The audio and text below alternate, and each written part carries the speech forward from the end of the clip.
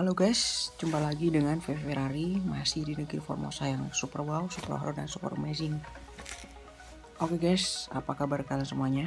Aku harap kalian semua masih dalam lindungan Tuhan yang Maha Kuasa.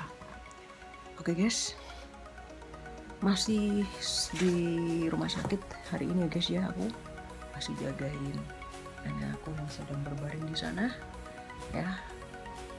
Hari ini belum ada tanda-tanda dibawa pulang ya. Ya mudah-mudahan hari ini bisa pulang aja gitu ya. Oke, gimana kabar pagi hari ini? Bagi yang belum sarapan pagi, aku ucapkan selamat sarapan pagi. Bagi yang belum ngopi, aku ucapkan selamat ngopi ya. Jangan lupa sebelum tonton video VV selanjutnya, subscribe dan tekan tombol loncengnya agar kalian bisa mengikuti terus vlog-vlog terbaru dari VV Ferrari.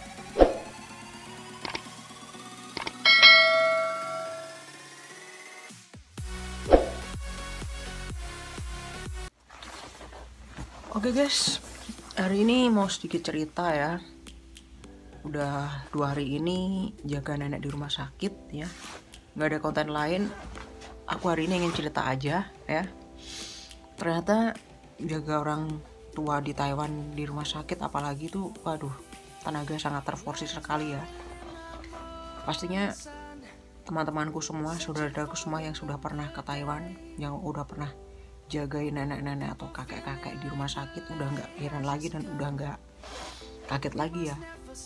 Kalau yang dijaga itu misalkan anteng, misalkan nggak rewel, kita bisa istirahat dengan nyenyak ya, bisa tidur dengan nyenyak gitu. Tapi kalau yang dijaga itu rewel banget, super rewel, udah lagi pikun, aduh, kayaknya tuh serasa kita tuh kayak jagain bayi 7 orang. Kayak gitu ya guys ya. Jadi gini, cerita sedikit, semalam itu karena nenek yang aku rawat ini udah pikun ya guys ya. Tuh. Ya, sekarang lagi tidur tuh orangnya. Bisa kalian lihat di sana.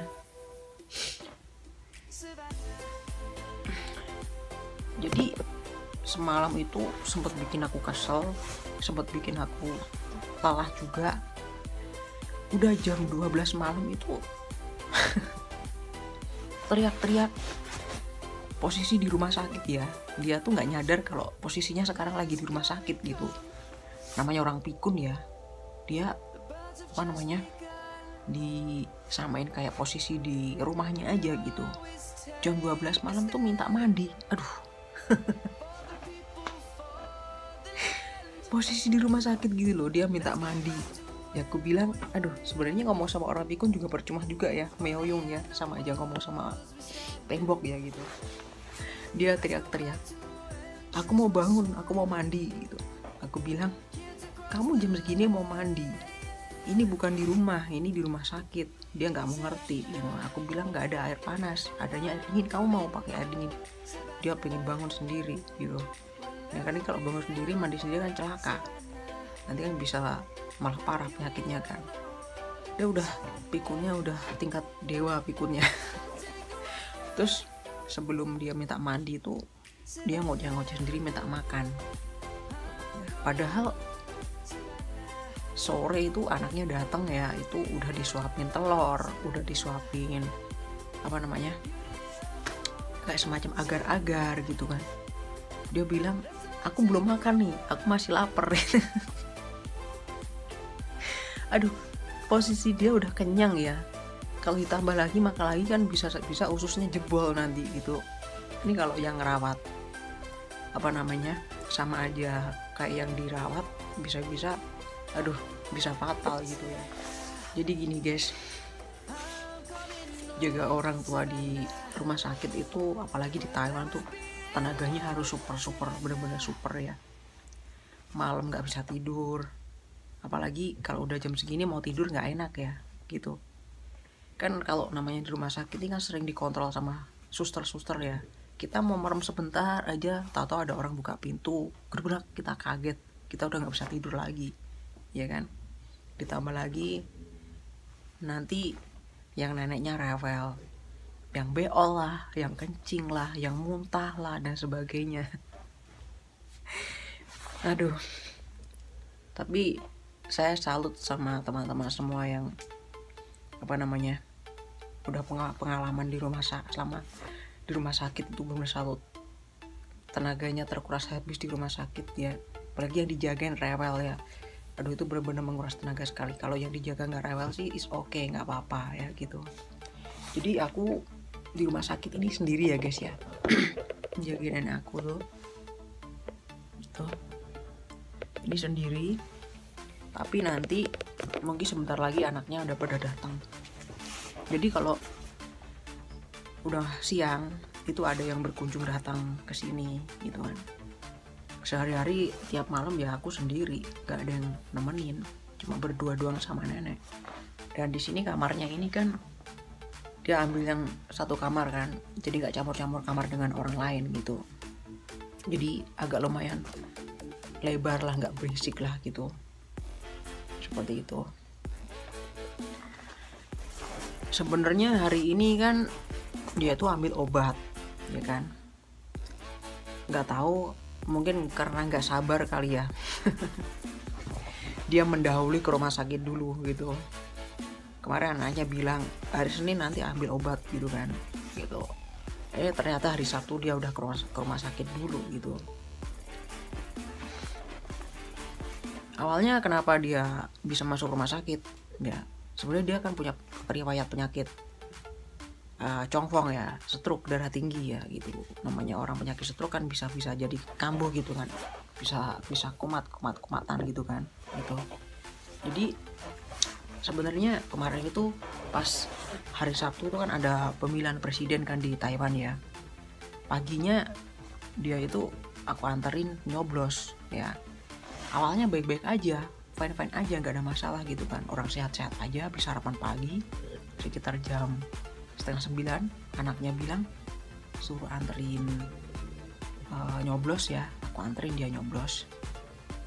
Udah gitu aku bawa jalan-jalan gitu kan. Biasa kan kalau misalkan pagi hari kan dia tuh kalau di rumah tuh kerjaannya cuma kalau habis sarapan, minum obat, minta tidur kan. Aduh, orang tua kalau kayak gitu kan malah nggak sehat badannya ya. Iya, jadi habis nyoblos aku bawa dia jalan-jalan. Biasa saya tayang kan, berjemur karena cuaca waktu itu kan matahari lumayan agak cerah gitu kan. Jadi aku bawa dia jalan-jalan keliling-keliling biasa kayak gitu kan, sambil berjemur gitu biar sehat gitu kan. Kurang lebih 1 jam lah aku ajak dia keliling-keliling jalan-jalan, jadi biar kena udara. Daripada di rumah dia kerjanya cuma tidur, ngantuk, duduk di kursi, abis makan, abis minum obat udah kayak di ayun di apa namanya, naik perahu ya. Nonton TV dia nggak suka ya kan. Mending kalau misalkan dia apa namanya mau nonton TV sambil ngapain gitu kan ya, masih mendingan dia masih bisa melek matanya, masih mau apa namanya duduk gitu kan. ini nonton TV pun nggak mau gitu. Jadi pengennya tuh bentar-bentar tidur gitu.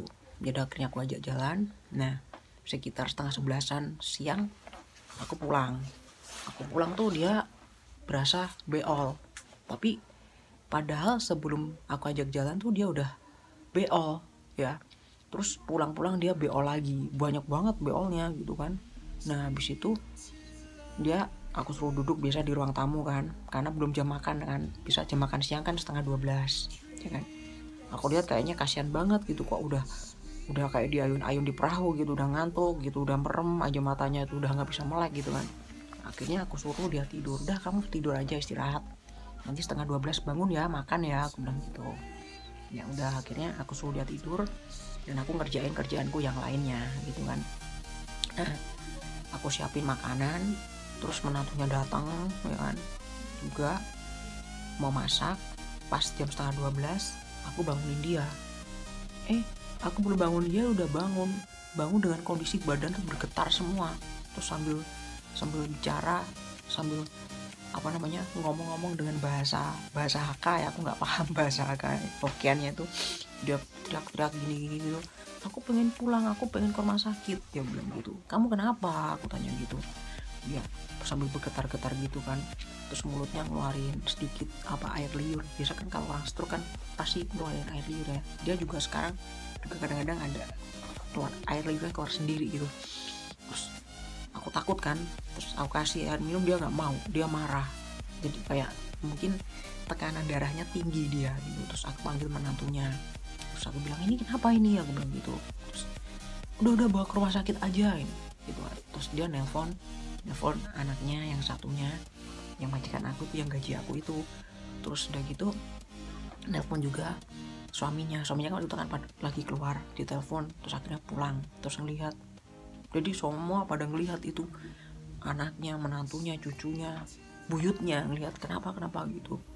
Dia tetap bergetar-getar gitu badannya, sambil dia kayak orang ngigo gitu loh, ngomong sendiri nggak jelas gitu. Terus akhirnya dibawa ke rumah sakit kan, datanglah mobil ambulan. Aku kaget. Di luar udah banyak orang ternyata yang mau lihat. Kayak orang mau kematian aja. Jadi di luar itu tetangganya dengan suara mobil ambulan itu datang gitu ya, dikiranya ada apa gitu. Akhirnya tetangganya kanan kiri depan itu belakang pada datang semua. Jadi ruang tamu tuh udah penuh dengan orang. Aku kaget, ada apa ini ya gitu. Terus sambil ngeliatin aku dengan muka yang semuanya tuh kayak muka dengan bertanya-tanya gitu kan. Terus udah akhirnya nenek aku dibawa masuk ke mobil ambulan, aku ikut sama anaknya yang laki-laki. Jadi kita bertiga ke rumah sakit gitu, nganterin dia gitu. Jadi posisi di rumah sakit Myoli Taiwan sekarang ini ya. Jadi sebenarnya awalnya cuma kayak gitu aja gitu, aku juga nggak tahu gitu kan kenapa bisa kumat begitu gitu. Padahal dokter bilang sih katanya dokter bilang katanya masalah makanannya itu dia nggak bisa nyerna. Padahal aku udah berusaha ya untuk selembut mungkin menyiapkan makanan dia gitu ya. Padahal kan dia makan bubur, nggak bisa makan yang keras-keras ya gitu. Pencernaannya udah masalah ya, orang tua apalagi gitu. Dan masalahnya gini, dia tuh kalau makanan itu nggak bisa sedikit itu nggak bisa. Kalau nggak diperhatiin itu makanan bisa semua masuk ke dalam mulutnya. Misalkan aja makan apa ya, makan bakpao ya gitu ya, dia tuh nggak bisa makan dipotek dulu sedikit, itu nggak, masukkan semua ke mulut, kayak seakan-akan tuh dia tuh bisa makan semua padahal dia nggak punya gigi. Kan lucu, aneh gitu kan. Kalau nggak diperhatiin bisa-bisa tuh semua bakpao masuk ke dalam mulutnya, nggak bisa nelen dia. Jadi kan maafan buantan, orang sih bilang bahaya gitu.